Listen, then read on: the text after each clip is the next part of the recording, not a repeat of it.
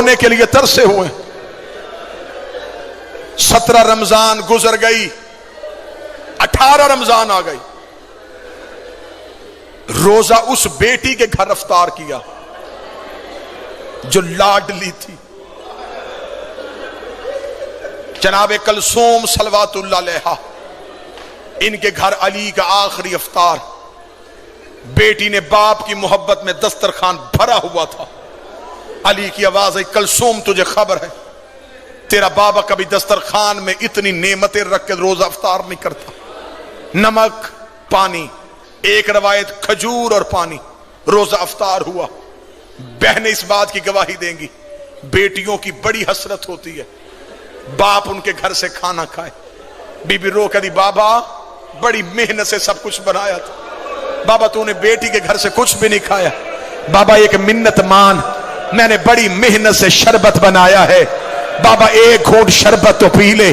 علی نے رو کے کلثوم کے سر پہ ہاتھ رکھا، رکھے گا وہ سنبھال کے رکھ لے، میرا کوئی مہمان آ رہا ہے. بیٹی کو کیا خبر تھی کہ یہی شربت بابے کے قاتل کو پلانا پڑ.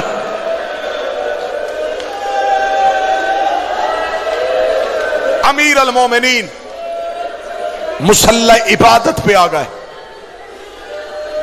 آدھی رات تک علی مناجات الہیہ میں مصروف رہے. اس دن علی کی مصلی پہ اللہ سے گفتگو کرنے کی طریقہ اور گفتگو کا انداز بدلا ہوا تھا. علی کی اولاد ایک حجرے میں اکٹھی ہو گئی. بی بی عالیہ رو کے کہتی ہے حسین میں نے خواب دیکھا ہے، کعبے کے غلاف کو آگ لگی ہوئی ہے. حسین رو کے کہتے ہیں میں نے خواب دیکھا ہے میری ماں کے سر سے چادر اتری ہوئی. اللہ کوفے میں خیر کرے. باہر والے دروازے پہ دستک ہو گئے. جناب عباس دروازے کی جانب چلے. علی کی آواز آئی عباس رک. یہ روایت اگر برداشت کر لو گے تو اسی پہ بڑا ماتم. عباس رک. عباس وہیں پہ رک گئے. امیر المومنین جھکے ہوئے چہرے کے ساتھ دروازے کی طرف گئے. آدھی رات بالکل ضربت والی صبح ہونے والی ہے. یہ روایت ہے 1819 کی درمیانی رات. تھوڑی دیر بعد علی مسجد میں جانے والے. آدھی رات علی نے گھر کا دروازہ کھولا. 4 گھوڑے سوار امیر المومنین کے دروازے پہ کھڑے تھے. چاروں کے چہرے پہ نقاب تھے. علی نے کہا من انتم، کون ہو تم؟ چاروں گھوڑوں سے اترے. علی کے پاؤں پہ ہاتھ رکھے. پہلے کی آواز ہے مولا میں حذیفہ یمانی ہوں. دوسرے کی آواز ہے یا امیر المومنین میں ابراہیم ابن مالک اشتر ہوں.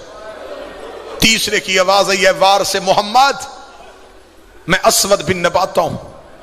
چوتھے کی آواز ہے اے ابو الحسن میں عبداللہ ابن عفیف ہوں. علی کی آواز آئی چاروں میرے نوکر آدھی رات کو میرے دروازے پہ کیوں آئے ہو؟ مومن کے دل میں قبر حسین ہوتی ہے. ذاکر کا کام ہوتا ہے صرف جملہ پڑھنا. حذیفہ یمانی رو کے کہتا یا علی جب سے یہ 40 ہجری کا رمضان آیا ہے ہمیں تیری تقریروں سے ڈر لگ رہا.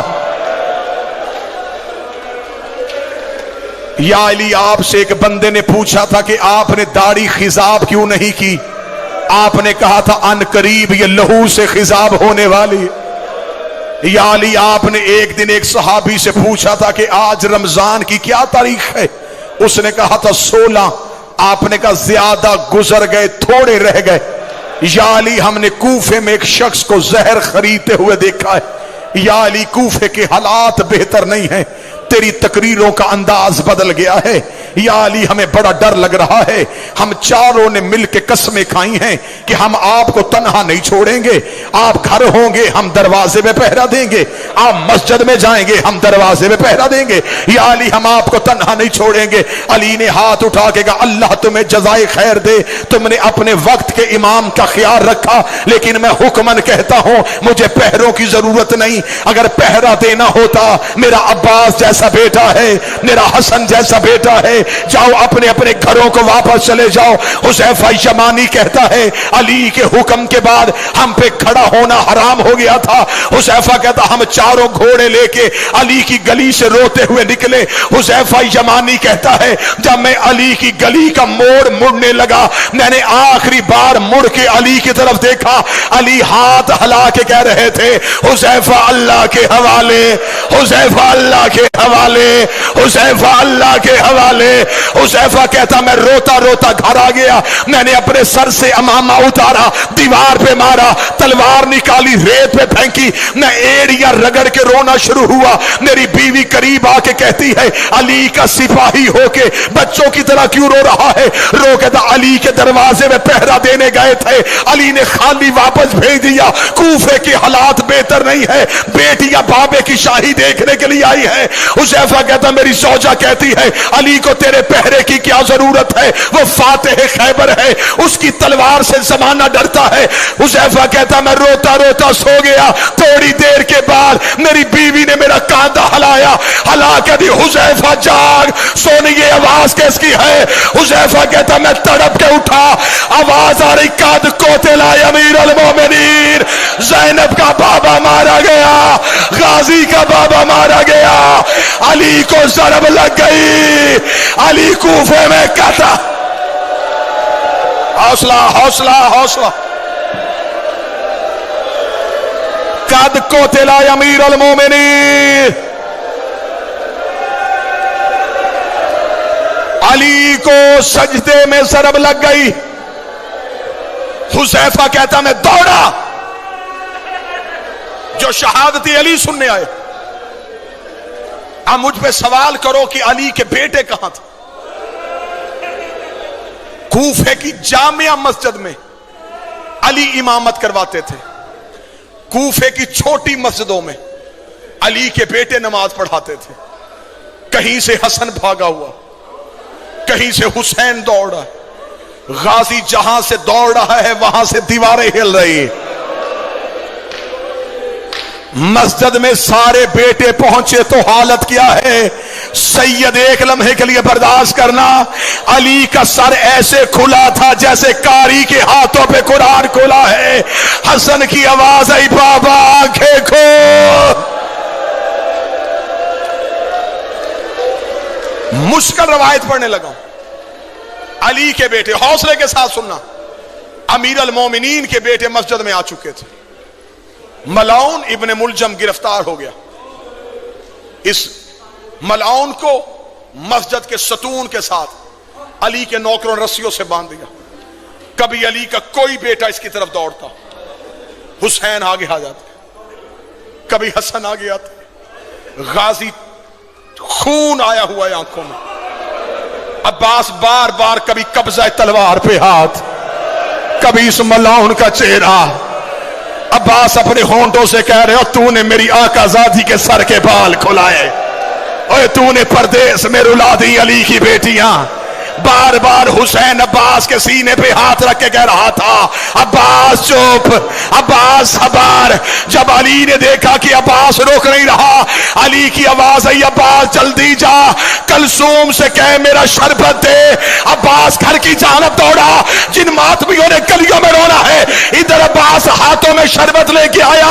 علی کی آواز آئی عباس اپنے ہاتھوں سے میرے قاتل کو شربت پلا۔ عباس کا سر دیوار پہ لگا، روکے گا دعا کر تیرے غازی کو موت آج۔ حوصلہ حوصلہ حوصلہ۔ بابا میں تیرے قاتل کو شربت پلاؤں؟ آواز آئی عباس تجھے تیار کر رہا ہوں، آج میرے قاتل کو شربت پلا، کل حسین کے کہنے پہ زینب کا خیمہ ہٹانا۔ عباس تو نے بڑے صبر کرنے ہیں، عباس تو نے بڑے حوصلے دکھانے۔ نماز جس پہ ضرب لگی یہ نافلہ نماز کا آخری سجدہ تھا، واجب نماز جناب حسن کی امامت میں ادا ہوئی۔ نماز حسین کی بھی کربلا میں بڑی مشکل تھی، نماز کوفے میں حسن کی بھی بڑی مشکل تھی، بابے کا لہو مسلح پہ تھا